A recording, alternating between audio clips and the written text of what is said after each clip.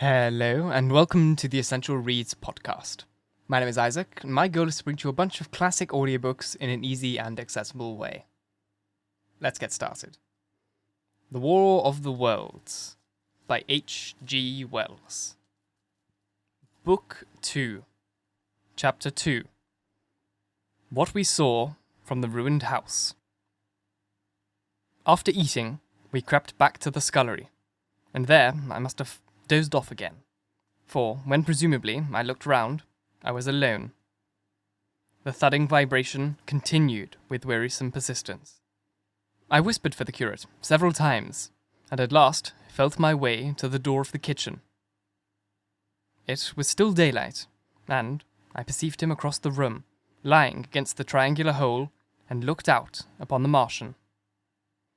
His shoulders were haunched, so that his head was hidden from me. I could hear a number of noises, almost like those in an engine shed, and the place rocked with that beating thud. Through the aperture in the wall, I could see the top of a tree touched with gold and warm blue of a tranquil evening sky. For a minute or so, I remained watching the curate, and then I advanced, crouching and stepping with extreme care amid the broken crockery that littered the floor. I touched the curate's leg, and he started so violently that a mass of plaster went sliding down outside and fell with a loud impact. I gripped his arm, fearing he might cry out, and for a long time we crouched motionless. Then I turned to see how much of our rampart remained. The detachment of the plaster had left a vertical slit open in the debris, and by raising myself cautiously across a beam, I was able to see out of this gap into what had been overnight a quiet suburban roadway. Vast indeed was the change that we beheld. The fifth cylinder must have fallen right into the midst of the house we had first visited. The building had vanished, completely smashed, pulverized, and dispersed by the blow. The cylinder lay now far beneath the original foundations, deep in a hole already vastly larger than the pit I had looked into at Woking. The earth all round it had splashed under the tremendous impact. Splashed is the only word, and lay in heaped piles that hid the masses of the adjacent houses. It had behaved exactly like mud under the violent blow of a hammer. Our house had collapsed backward. The front portion, even on the ground floor, had been destroyed completely. By chance, the kitchen and scullery had escaped, and stood, buried now, under the soil and ruins, closed in by tons of earth on every side, save towards the cylinder. Over that aspect we hung now on the very edge of the great cylinder pit the Martians were engaged in making. The heavy beating sound was evidently just behind us, and ever and again a bright green vapour drove up like a veil across our peephole. The cylinder was already opened in the centre of the pit, and, on the further edge of the pit, amidst the smashed and gravel-heaped shrubbery, one of the great fighting machines, deserted by its occupant, stood stiff and tall against the evening sky. At first, I scarcely noticed the pit and the cylinder, although it has been convenient to describe them first, on account of the extraordinary glittering mechanism I saw busy in the excavation, and on account of the strange creatures that were crawling slowly and painfully across the heaped mould near it. The mechanism it certainly was that held my attention first. It was one of those complicated fabrics that have since been called handling machines, and the study of which has already given such an enormous impetus to terrestrial invention. As it dawned upon me first, it presented a sort of metallic spider with 5-jointed, agile legs, and with an extraordinary number of jointed levers, bars, and reaching and climbing tentacles about its body. Most of its arms were retracted, but with 3 long tentacles it was fishing out a number of rods, plates, and bars which lined the coverings and apparently strengthened the walls of the cylinder. These, as it extracted them, were lifted out and deposited upon a level surface of earth behind it. Its motion was so swift, complex, and perfect that at first I did not see it as a machine, in spite of its metallic glitter. The fighting machines were coordinated and animated to an extraordinary pitch, but nothing to compare with this. People who have never seen these structures, and have only the ill-imagined efforts of artists, or the imperfect descriptions of such eyewitnesses as myself go upon, scarcely realize that living quality. I recall particularly the illustration of one of the first pamphlets to give a consecutive account of the war. The artist had evidently made a hasty study of one of the fighting machines, and there his knowledge ended. He presented them as tilted, stiff tripods, without either flexibility or subtlety, and with an altogether misleading monotony of effect. The pamphlet containing these renderings had a considerable vogue, and I mention them here simply to warn the reader against the impression that they may have created. They were no more like the Martians I saw in action than a Dutch doll is to a human being. To my mind, the pamphlet would have been much better without them. At first, I say, the handling machine did not impress me as a machine, but as a crab-like creature with a glittering integument, the controlling Martian, whose delicate tentacles actuated its movements, seeming to be simply the equivalent of the crab's cerebral portion. But then I perceived the resemblance of its grey-brown, shiny, leathery integument to that of the other sprawling bodies beyond, and the true nature of this dexterous workman dawned upon me. With that realization, my interests shifted to those other creatures, the real Martians. Already I had a transient impression of these, and the first nausea no longer obscured my observation. Moreover, I was concealed and motionless, under no urgency of action. They were, I now saw, the most unearthly creatures it is possible to conceive.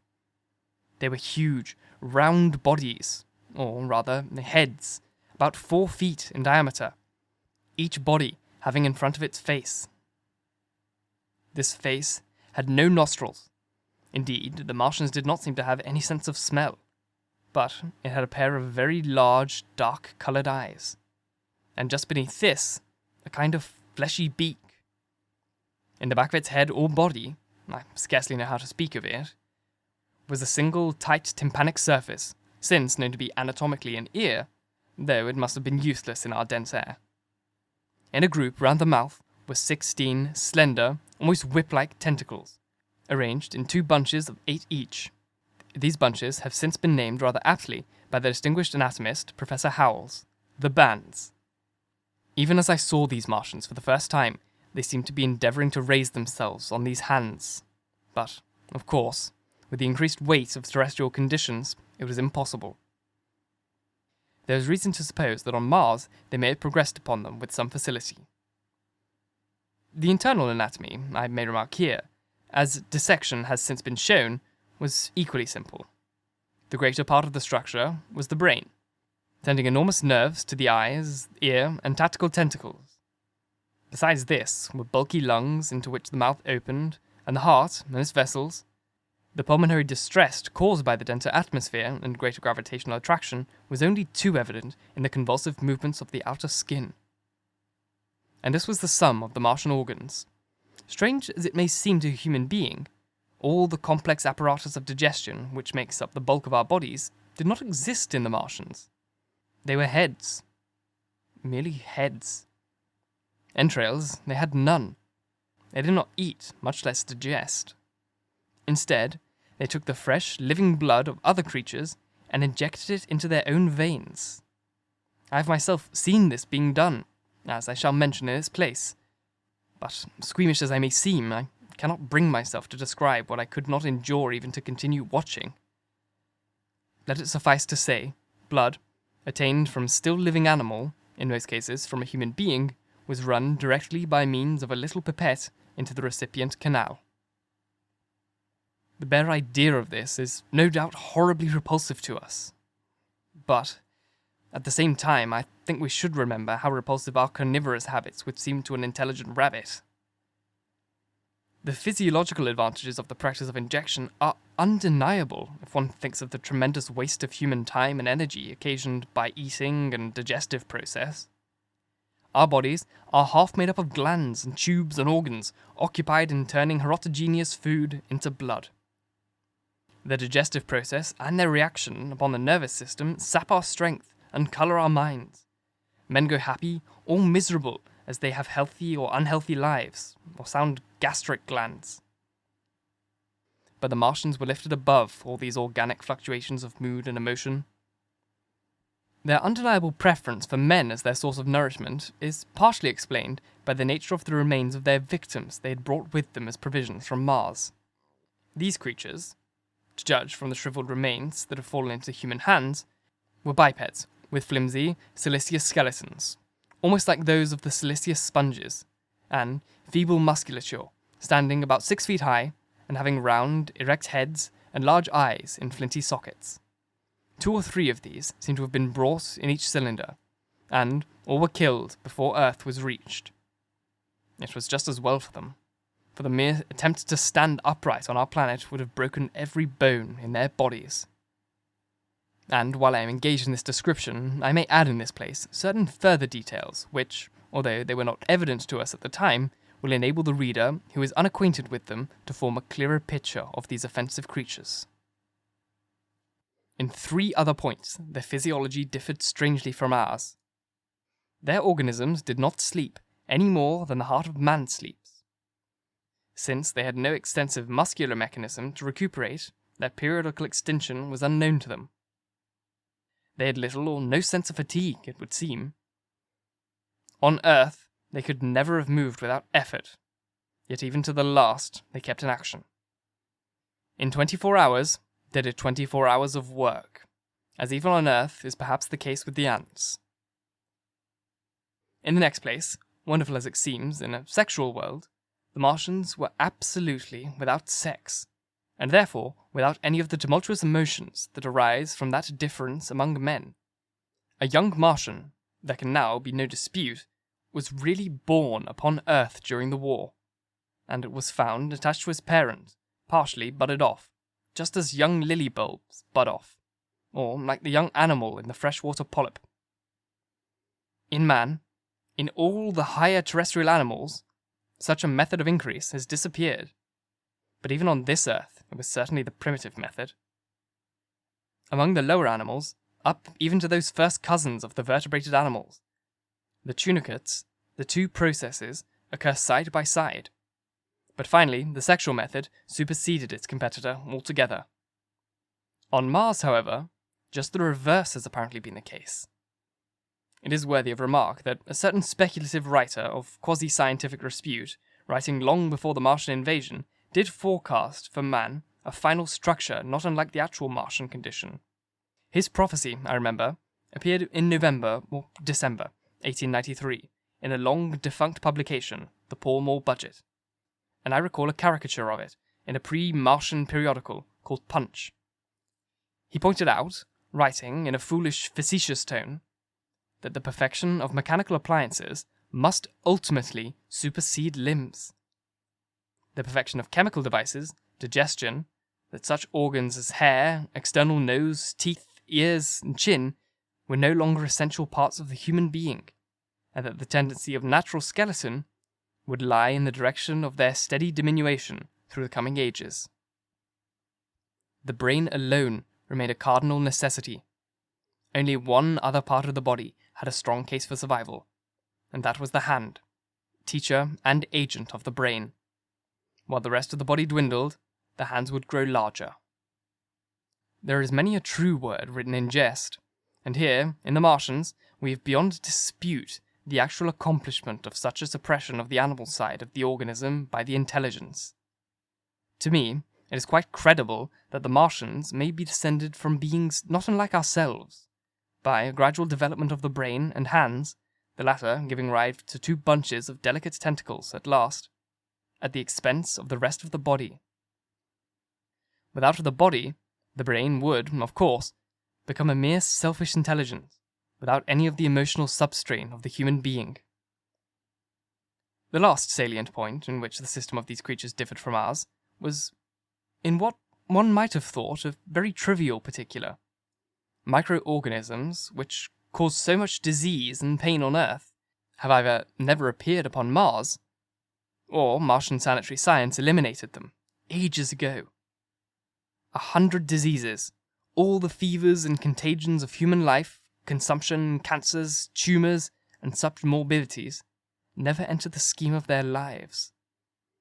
And speaking of the differences between life on Mars and the terrestrial life, I may allude here to the curious suggestions of the red weed. Apparently the vegetable kingdom in Mars, instead of having green for a dominant colour, is of a vivid blood-red tint. At any rate, the seeds which the Martians, intentionally or accidentally brought with them, gave rise, in all cases, to red-coloured growths. Only that known popularly as red weed, however, gained any footing in competition with the terrestrial forms. The red creeper was quite a transitory growth, and few people have seen it growing. For a time, however, the red weed grew with astonishing vigour and luxuriance. It spread up the sides of the pit by the 3rd or 4th day of our imprisonment, and its cactus-like branches formed a carmine fringe to the edges of our triangular window, and afterwards I found it broadcast through the country, and especially wherever there was a stream of water. The Martians had what appears to have been an auditory organ, a single round drum at the back of the head body, and eyes with a visual range not very different from ours, except that, according to Phillips, blue and violet were as black to them. It is commonly supposed that they communicate by sounds and tentacular gesticulations. This is asserted, for instance, in the able but hastily compiled pamphlet, written evidently by someone not an eyewitness of the Martians, to which I have already alluded, and which, so far, has been chief source of information concerning them. Now, no surviving human beings saw so much of the Martians in action as I did. I take no credit to myself for an accident, but the fact is so. And I assert that I have watched them closely, time after time, and that I have seen 4, 5, and once 6 of them sluggishly performing the most elaborate, complicated operations together without either sound or gesture. Their particular hooting invariably preceded feeding. It had no modulation, and was, I believe, in no sense a signal, but merely the expiration of air preparatory to the suctional operation. I have a certain claim to at least an elementary knowledge of physiology, and in this matter I am convinced, as firmly as I am convinced of anything, that the Martians interchanged thoughts without any physical intermediation, and I have been convinced of this in spite of strong preconceptions. Before the Martian invasion, as an occasional reader here or there may remember, I had written with some little vehemence against the telepathic theory. The Martians wore no clothing. Their conceptions of ornaments and decorum were necessarily different from ours, and not only were they evidently much less sensible of changes of temperature than we are, but changes of pressure do not seem to have affected their health at all seriously. Yet, although they wore no clothing, it was in the other artificial additions to their bodily resources that their great superiority over man lay. We men, with our bicycles and road skates, our Lilienthal soaring machines, our guns and sticks and so forth, are just the beginning of the evolution that the Martians have worked out. They have become practically mere brains, wearing different bodies according to their needs, just as men wear suits of clothes and take a bicycle in a hurry or an umbrella in the wet. And of all their appliances, perhaps nothing is more wonderful to a man than the curious fact that what is the most dominant feature of all human devices in mechanism is absent. The wheel is absent. Among all the things they brought to earth, there is no trace or suggestion of their use of wheels.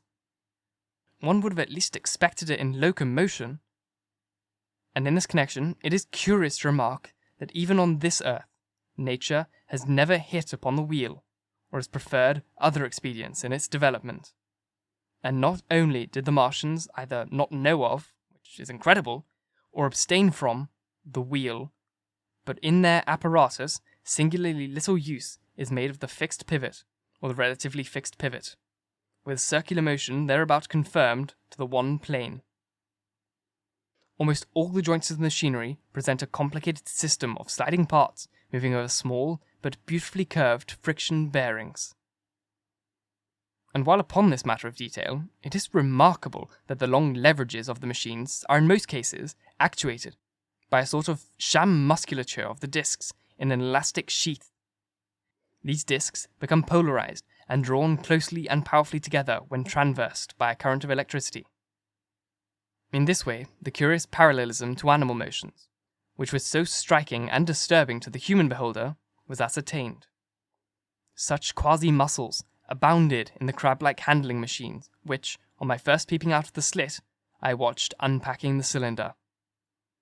It seemed infinitely more alive than the actual Martians lying beyond it in the sunset light, panting, stirring ineffectual tentacles, and moving feebly after their vast journey across space.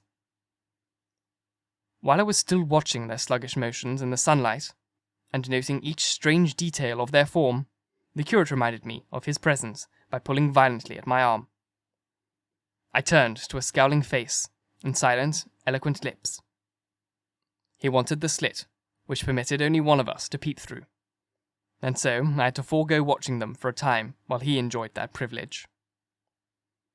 When I looked again, the busy handling machine had already put together several pieces of apparatus it had taken out of the cylinder into a shape having an unmistakable likeness to its own, and down on the left, a busy little digging mechanism had come into view, emitting jets of green vapour, and working its way round the pit, excavating and embanking in a methodical and discriminating manner. This it was which had caused the regular beating noise, and the rhythmic shocks that had kept our ruinous refuge quivering. It piped and whistled as it worked. So far as I could see, the thing was without a directing Martian at all. Thank you so very much for listening. If you enjoyed, please like, comment, share, all that jazz. And if you really enjoyed, do subscribe, because there's more to come. And if you're listening on podcasts, please leave a review. It really helps this get in front of more people. 5 stars preferred, but anything you like, really. And if you really want to support me, go to my Patreon. The link is in the description box. It would really mean the world to me if you would support me in doing this. I love it so much, and I really hope that you do too. Once again, thank you. And until next time, bye-bye.